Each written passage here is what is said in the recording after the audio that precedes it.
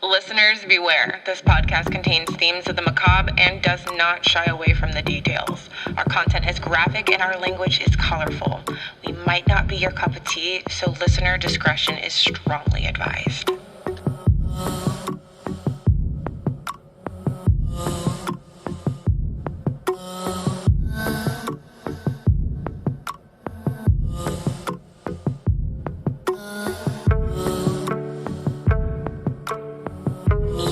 Tuned in to The Killer Tea, a podcast hosted by two best friends with a proclivity to decipher the deeply demented minds of murderers.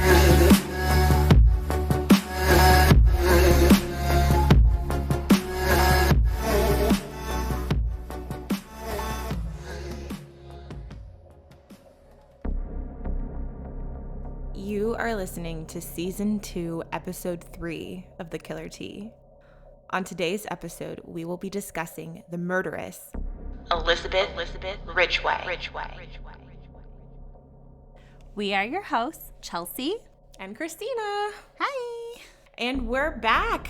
So this is the new format. It's been 2 weeks and we are re-energized. I'm re-energized. Chelsea, are you re-energized? No, because my life has not changed. So no.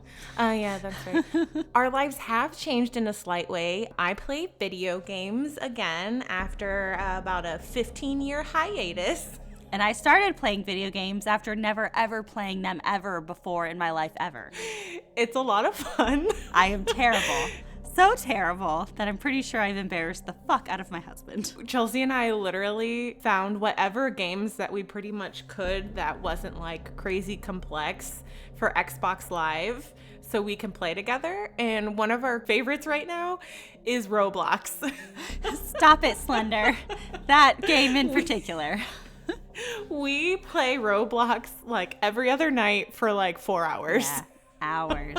And the sad thing is, Roblox has probably hundreds of games, and we literally only play one. And Roblox is intended for like 12-year-olds. I'm just a 30-year-old woman playing Roblox. 31-year-old dirtbag.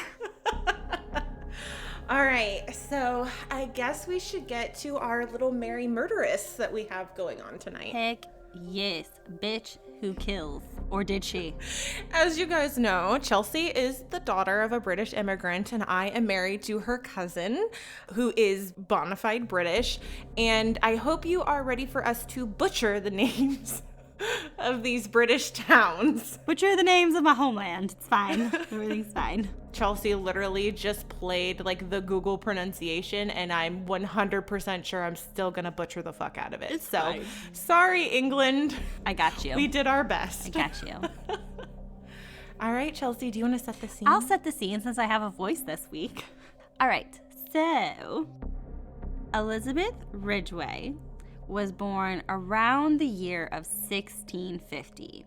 So we are taking it way, way back. This is 17th century England, and we don't have an exact birth date for her. Records weren't all that great. Well, for England, records were pretty substantial, but around her, they're just not that great. Yeah. We'll dive into that a little bit further, but give or take 1650 is what we're going with. Yep, and she was born into a farming family in Ibstock, Leicestershire, England. I'm pretty sure you nailed that one. Good job, because I was calling it Leicestershire. Homeland. Motherland!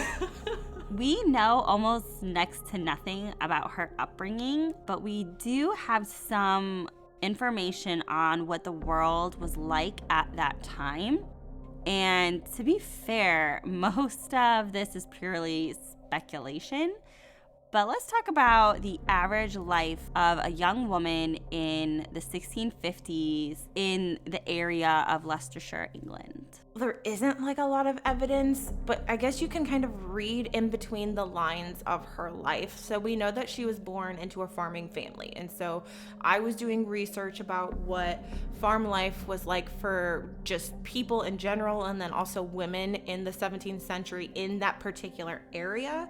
It was like all day, every day, busting your ass. If you weren't working out in the actual farm, you were running the household, and the farms were self-sufficient. So if you were a farmer's daughter, your life was work nonstop. Leicestershire is actually located right in the center of England. So in the past, when we've talked about killers from England, they've either been from a bigger city or from the coast. But this is taking us right into the center, called the Midlands, and it's pretty much always been known for farming. Like, that's just what they do in the Midlands, is farming. Yeah, it's landlocked, so they don't have any ports. It's not by any big gigantic cities at the time. Public schools were just being developed. So I tried to do as much digging as I possibly could, and it didn't seem like there were any available in that area, even like built.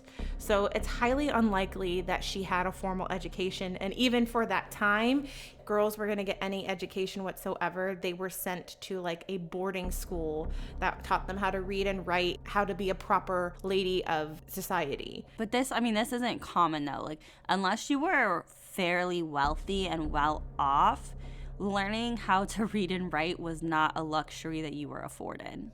Regardless, she was a farmer's daughter. She probably did not have any formal education. She was probably taught at home, and if there was any way for her to move up in life, it was going to be via marriage.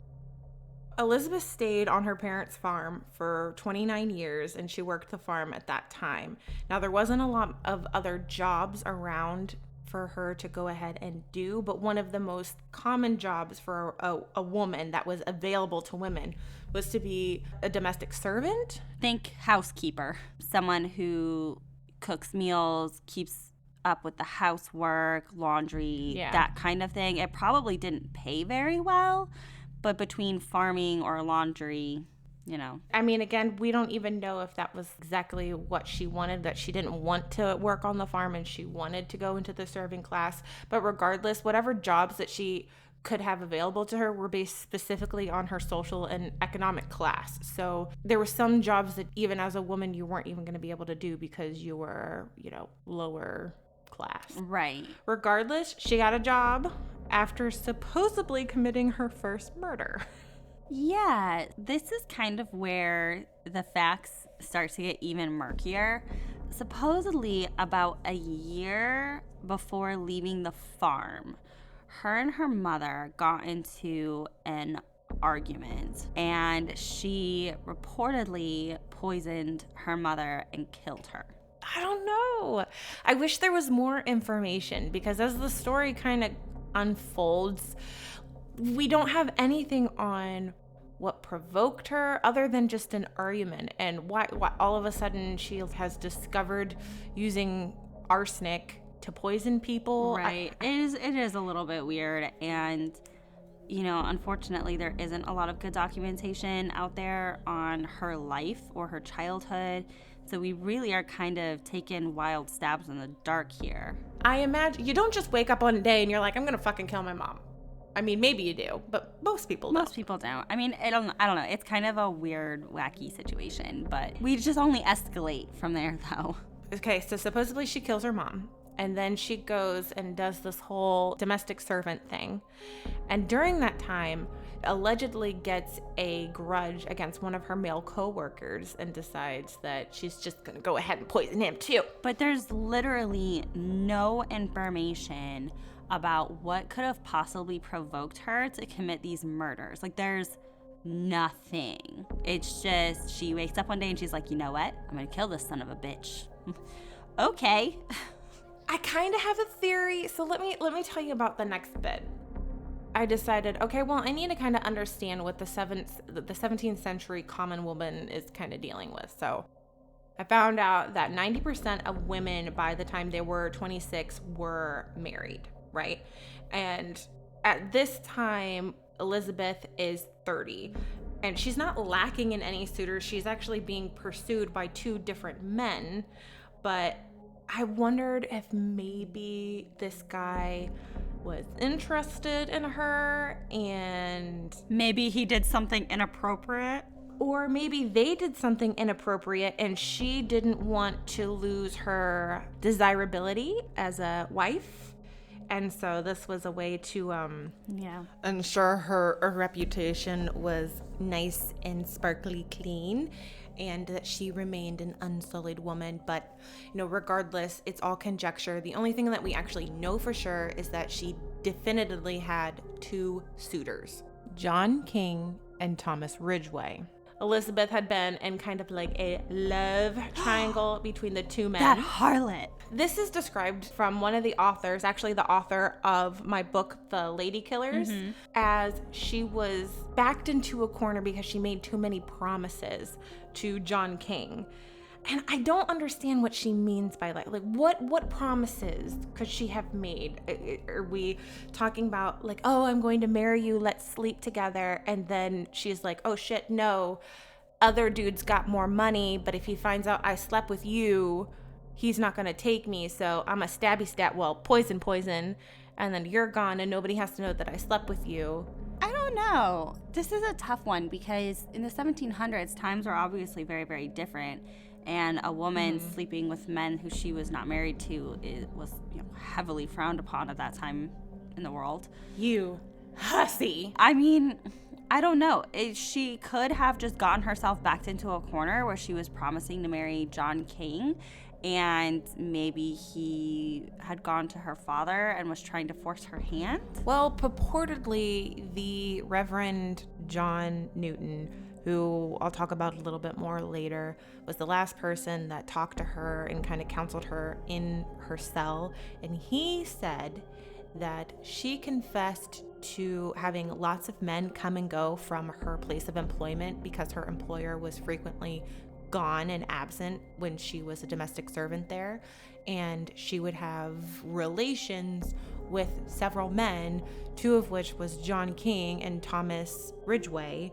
And one day, she just rejects John King, and a week later, he dies. So, who the fuck knows?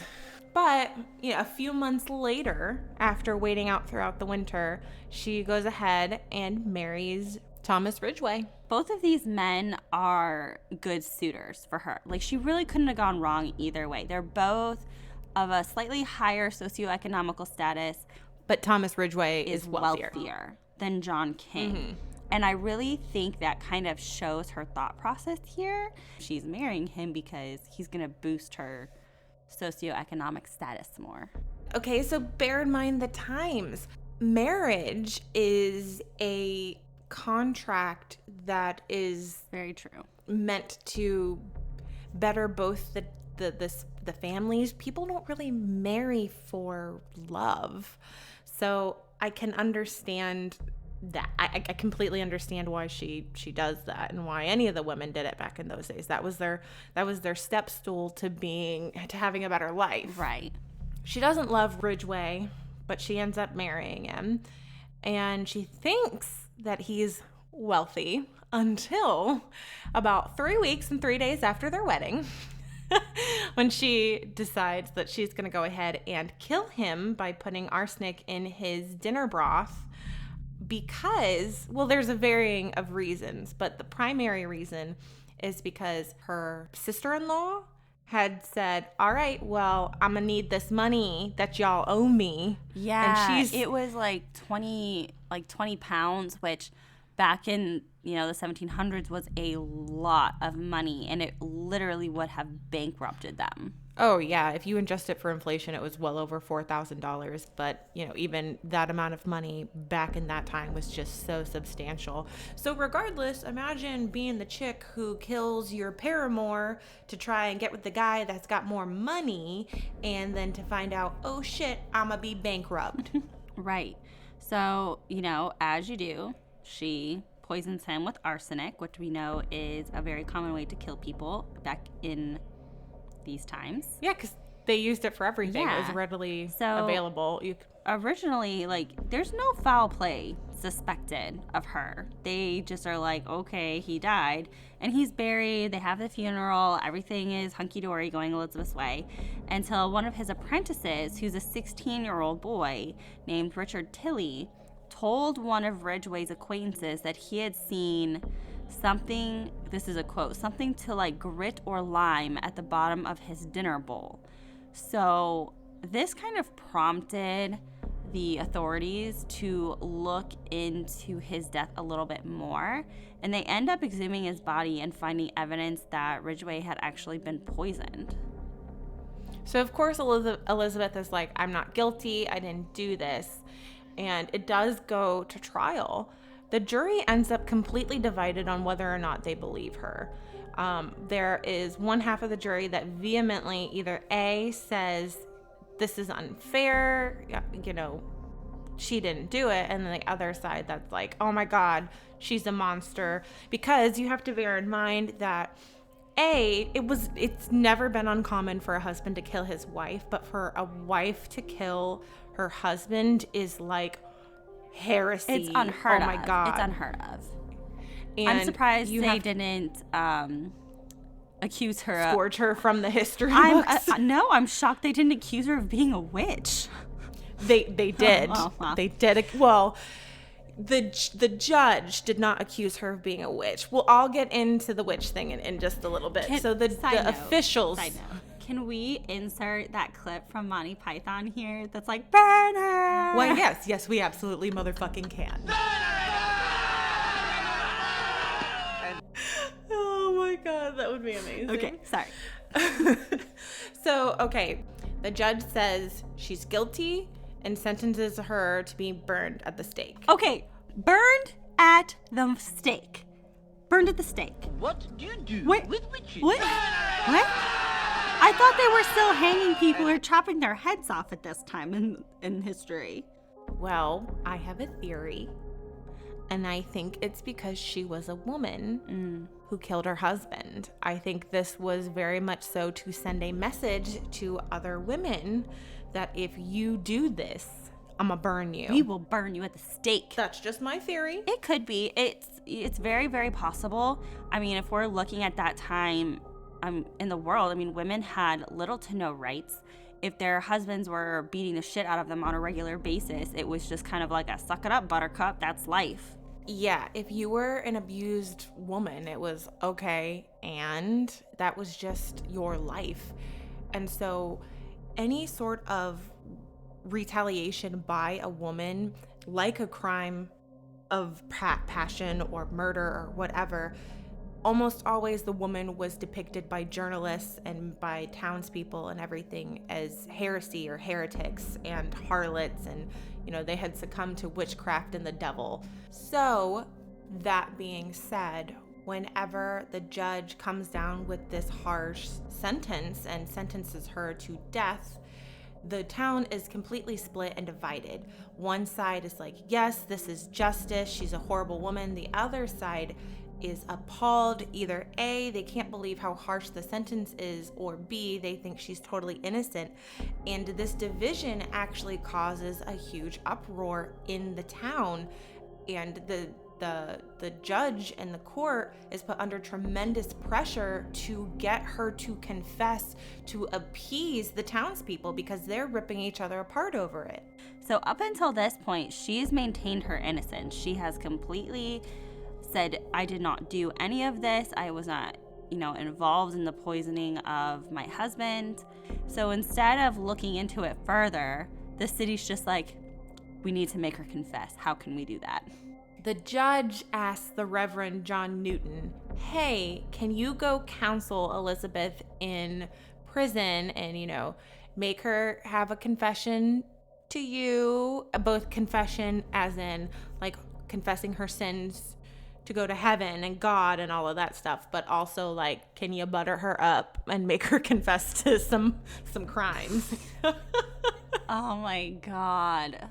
Supposedly she kind of mocked him and like taunted that potentially her and Thomas Ridgeway had actually murdered John King, but then the next day he saw her after church and she was like, I don't know what you're talking about. So I don't know. But I wonder maybe if this division in the court is because she was actually a well-respected member of society and people did actually like her. I mean, we're talking about fairly small towns here. We're not talking about big cities. We're talking small towns where everybody likely knows who everybody is. Yeah, so, that's true. You know, she married a man who was purportedly well off. So it's very possible that she was well liked in her community. And it was probably a mix of she was well liked and people probably just couldn't believe that a woman was capable of murdering her husband in such a horrible way. So the Reverend John Newton is assigned to counsel Elizabeth and also hopefully get a little bit of a confession out of her. He is the original person that we are getting the only existing information about her case from. There was a second pamphlet published about her written by an anonymous person, and oh my god, the titles of these documents, holy shit balls. And this is the condensed title of his sermon that he wrote. Oh my god. The penitent recognition of Joseph's brethren, a sermon occasioned by Elizabeth Ridgeway. There was like 6 more sentences after that. Oh, the next one is my favorite. And the name of that article is A True Relation of 4 Most Barbarous and Cruel Murders Committed in Leicestershire by Elizabeth Ridgeway. And there was 6 more sentences after that. I mean, and I tried to read them. Oh god, no. It's like reading Shakespeare. That is what I felt like. I felt like I was reading really shitty Shakespeare. Well, it's written in Elizabethan English, so that makes sense because it's very, very frilly, lots of commas, lots of unnecessary words like barbarous. What the fuck? The notes that I have after this are my interpretation of what they were saying. I don't want to say that it's absolutely word for word correct, but I mean, I busted my ass trying to figure out how they were saying it and what the fuck they were saying. So this is just an interpretation. The first pamphlet is written by Reverend John Newton, who, like I said, was counseling Elizabeth in prison. He described her as what we would call a gain killer, someone who took the lives of people who offended her, yes, but she was ultimately benefiting from their death, which is what we consider gain killers. Right. When asked why Elizabeth killed her husband, she replied that she was frustrated of her expectations in marriage and that she could not love her husband as she ought, and that also because her sister-in-law wanted a debt repaid of £20, which, what Chelsea mentioned earlier, was around $4,886 by today's inflation and in US dollars, not pounds. But this debt would have bankrupted Elizabeth and Thomas, which we mentioned earlier. But with her husband gone, there would be no income by which to pay the debt. And then I'm gonna guess that she would assume her sister-in-law would forgive it because, oh my God, your husband is dead. You have no money. My brother's dead. Sad, sad, cry, cry. Right. That's my guess, but that's not like in writing confirmed. But things get a little cray-cray with the second pamphlet. Like, cray-cray. Although, you know, it's not that crazy for the times, but it still just is mind-boggling the way people thought of things. John is a little bit more factual. Yes. Right? Which is, this is going to sound terrible, which is surprising considering how crazy Christians were at that point in history. So, you know. The next anonymous writer, and they are anonymous, there's no name given. So this person implied that Elizabeth was a witch and obviously a murderess who committed random outbursts of violence. She laid with evil spirits. She had hid poison in her hair. And then she always had a constant supply. She would go down into town and buy some up, and she was hiding it in her hair because apparently homegirl was so busy murdering people she needed extra wig storage. I mean, he even claims to go as far as saying that she would kill anyone who even slightly offended her or had even petty disagreements with her, and that she did this as a way to assert her dominance.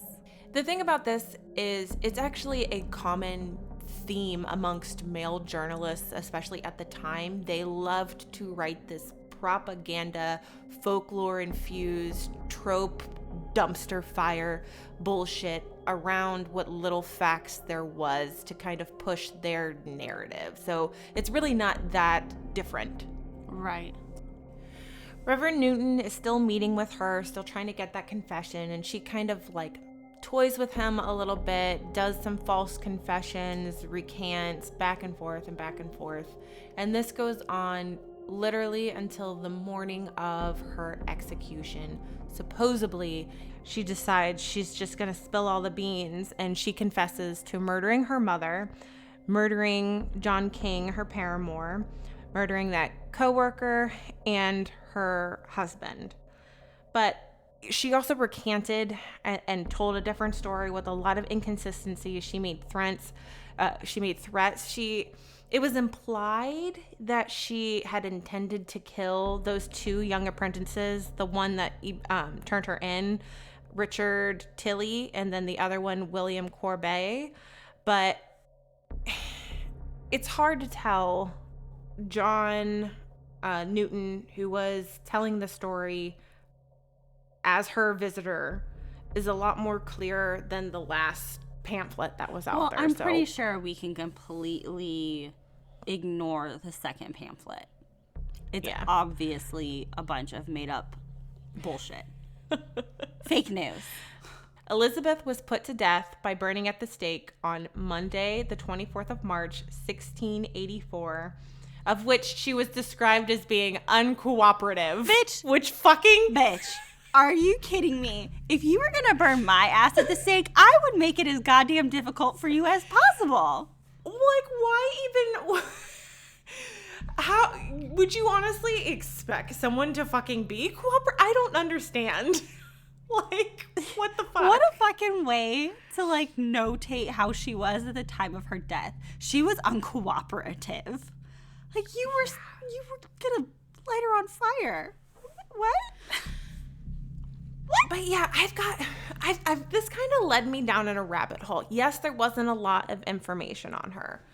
However, what I could kind of read in between the lines, and this could be 100% I'm just like creating my own story in my head, but it made me wonder, you know, maybe she did actually kill her paramour and her husband.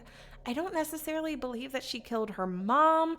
I feel like if they would have had, maybe there would have been something of them going back and confirming it. I don't know. Not that people went through that much trouble of actually, I was very surprised that there was a coroner who did an autopsy of sorts to figure out that her husband had been poisoned. Yeah, but there wasn't any information on that That either. was pretty surprising too, because we've talked about arsenic poisonings before and how difficult it is to tell if someone had been poisoned by arsenic. And so it was really interesting to me that they could say conclusively, yeah, he was poisoned with arsenic. But to be fair, could they prove conclusively that he was poisoned with arsenic, or were they just taking a wild stab in the dark because that's what his apprentice said? Yeah, I don't know. I mean, does arsenic leave gritty traces in the bottom of food bowls? I don't know. Actually, that's a really good question. Because I thought it was a scentless, tasteless, and visually undetectable option, and that's why people used it so much. Hold on. I'm Googling this. Oh man, Big Brother's gonna fucking love your computer tonight. Oh, my FBI agent that monitors my shit is probably having a goddamn field day. Okay, so this says, most inorganic and organic arsenic compounds are white or colorless powders that do not evaporate. They have no smell and most have no special taste. Thus, you usually cannot tell if arsenic is present in your food, water, or air. But it looks like it is easily dissolvable. So, I do believe she killed her husband. I do believe she killed her husband. I don't know if she did all the other ones, but I kind of wonder if she was meant to be vilified and a pariah to send a message to other women. Hey, don't be a little adulteress like this lady, this ungodly little minx who had a side dude and her husband and didn't want to fulfill her wifely duties, or you're going to be burned at the fucking stake. Could be. I mean, at that time, people were being burned at the stake just to set an example. So I don't know. Y'all English people were bloodthirsty. I was not alive during that time, so I do not claim any responsibility. Palate cleanser. This is the palate cleanser. So instead of doing a meme read off like what we're normally doing, I think I'm going to go ahead and have Chelsea take yet another serial killer test, and we'll see how she does. Bring it! All right, Chelsea, question number 1. Yes. Which serial killer of boys and young men performed as Pogo the Clown at charitable events and children's parties? What is John Wayne Gacy? You are correct. All right. Which serial killer of 11 women in 1962 through 1964 was eventually identified as Albert DeSalvo? A, the Boston Strangler, B, the Green River Killer, C, the Southside Strangler, or D, the Monster of Milwaukee? I've already forgotten. The Boston Strangler? Correct. Which serial killer was the inspiration for the Murderess character Scorpio in the 1971 film Dirty Harry? A, the Zodiac Killer, B, the Green River Killer, C, the Hillside Strangler, or D, the Happy Face Killer? We know it's not Happy Face. No, we definitely know it's not Happy Face. Dirty Harry, there's a lot of guns in that movie. I'm going to assume it's a gun-toting serial killer, so the Zodiac? Ding ding, correct. Which serial killer's crimes inspired Alfred Hitchcock's 1927 film The Lodger? A, Bruno Ludke, B, William Burke, C, Peter Kirkton, or D, Jack the Ripper? Jack the Ripper? Correct. All right, next one. Which serial killer styled himself Son of Sam? A, John Wayne Gacy, B, David Berkowitz, sorry.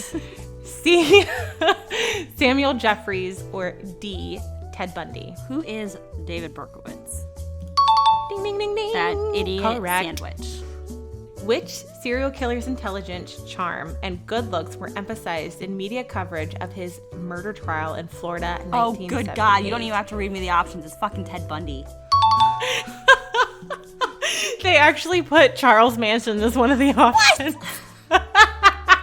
Sure, Charles. Which serial killer of boys and young men tried to burn his victims into zombies by drilling holes into their heads while they were still alive? That's fucking Dahmer, that nutcase. Yes. So uncomfortable. I don't like it. Which serial killer was the inspiration for the character Leatherface in the 1974 film The Texas Chainsaw Massacre? Who is Ed Gein? Because we just did him. I was going to say, don't even need to cover that one. Which serial killer posed as a hitchhiking prostitute to kill 7 male motorists in 1989 through 1990? A, Carol Bundy, B, Nanny Doss, C, Jane Tappan, or D, Eileen Wuornos? It's Eileen Wuornos. Or 3. That wasn't even number 3. That would have been number 4. What the fuck? You numpty. Oh, get my shit together. Okay. All right. Which serial killer and doctor murdered at least 215 middle-aged and elderly people by injecting them with overdoses of painkillers? A, Marcel Petoy, B, Michael Swango, C, Harold Shipman, or D, H.H. Holmes? Who is our friend Harold Shipman? Ding, ding, ding, ding. Friend, that's not the right word. No, not the right word. It's fine. Which serial killer of 100 boys was sentenced to be strangled with the same chain he had used to kill his victims, his body to be dismembered into 100 pieces and dissolved in acid? I've never heard these Who before. is this? We need to cover this case. I don't know. So A is Mohan Kumar. B is Kampetar. I can't say any of these. His name was Javed Iqbal. We're gonna have to look him up. We are gonna have to look him up. Wow.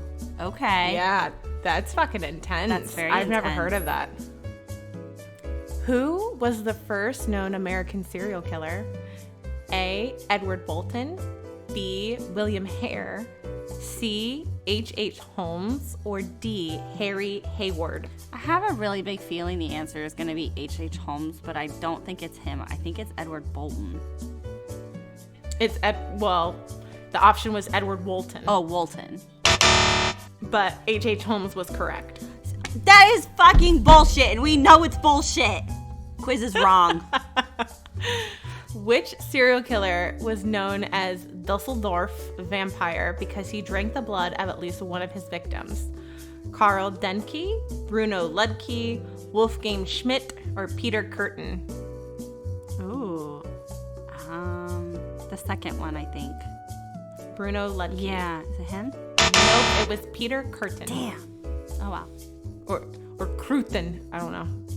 I don't know. I'm gonna butcher it. By which name were the serial killers Kenneth Bianchi and Angelo Buono known before their identities were discovered by the police in 1978? I butchered their last names. The I-5 killer, the Hillside Strangler, the Green River Killer, or the Happy Face Killer? Okay, well, we know it's not Green River or Happy Face. Is it the Hillside Strangler? Or is it the I-5? I think it's I-5. It was the Hillside God Strangler. Bless America.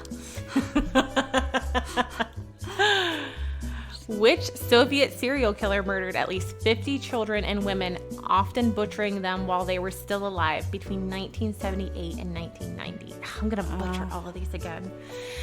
Sergei It's that one. Galvakin. I'm pretty sure it's that one. Sergey.